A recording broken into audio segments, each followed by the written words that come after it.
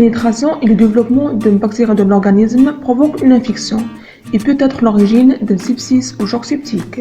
Mais on peut les éviter grâce aux antibiotiques, qui sont des molécules d'origine naturelle, synthétisées par les champignons ou bien synthétiques agissant spécifiquement sur une étape essentielle du métabolisme des bactéries ou des champignons.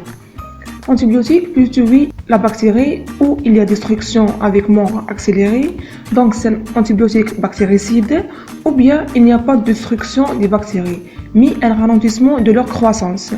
Ce antibiotique est dit bactériostatique. Ces antibiotiques agissent sur les bactéries de diverses manières. Certains empêchent la formation de leur enveloppe protectrice, membrane et parois. D'autres substances agissent en bloquant la synthèse protéique ou empêchent la traduction de leur information génétique. Et enfin, certains agissent sur les voies métaboliques. On commence par les bêta-lactamines qui agissent sur la synthèse de peptidoglycanes par la liaison à une molécule cible qui est le PLP, protéines liant les pénicillines. Les molécules les plus utilisées sont les pénicillines avec 3 groupes, PNG, PNA, PNM.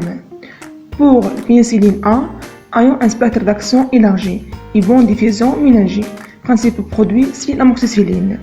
Deuxièmement, c'est l'cyphalosporine avec 5 générations. Pour la troisième génération, on a la ceftriaxone et ceftriaxone. Ces deux antibiotiques possèdent une excellente diffusion ménagée. Les carbapinèmes et imipinèmes ayant le spectre le plus étendu de toutes les bêta-lactamines. Les bactéries résistent à l'amoxicilline par la sécrétion de bêta-lactamase, telles que les entérobactéries, l'hémophilus, le staphylococcus. C'est pour ça qu'on a les inhibiteurs de bêta-lactamine. C'est l'association d'amoxicilline et l'acide clavulanique. Maintenant, c'est les antibiotiques qui inhibent la synthèse protéique. Les aminosides inhibent la synthèse protéique en se fixant sur la sous-unité 30S. C'est un bactéricide. Les molécules, c'est gentamicine, amikacine, ayant un spectre d'action large et réservé au traitement de la tuberculose.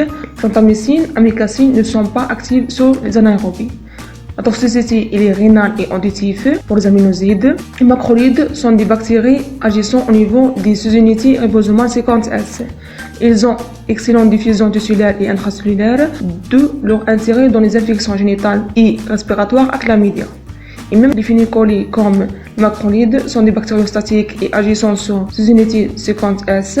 On a deux molécules, c'est la chloramphénicol et thiamphénicol, ayant un spectre d'action large, mais cette famille d'antibiotiques est réservée au traitement de fièvre typhoïde. Toxicité observée par chloramphénicol touche l'hématopoïèse pouvant aboutir à l'aplasie médulaire. La thiamphénicol est moins toxique.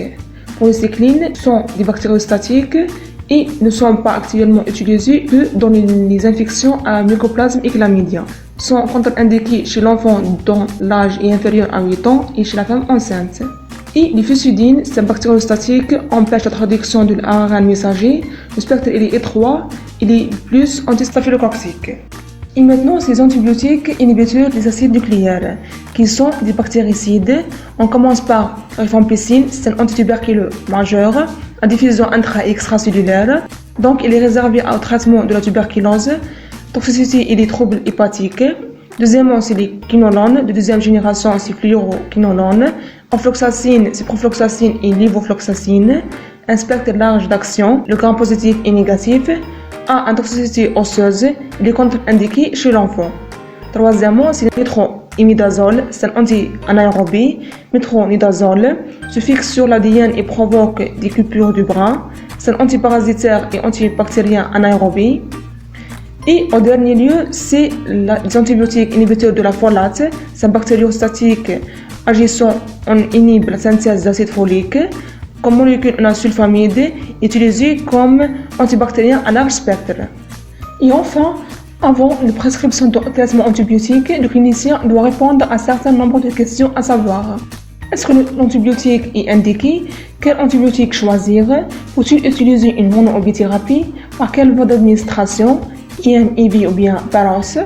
Quels sont les tests ou bien les moyens qui vont permettre de juger l'efficacité du traitement antibiotique?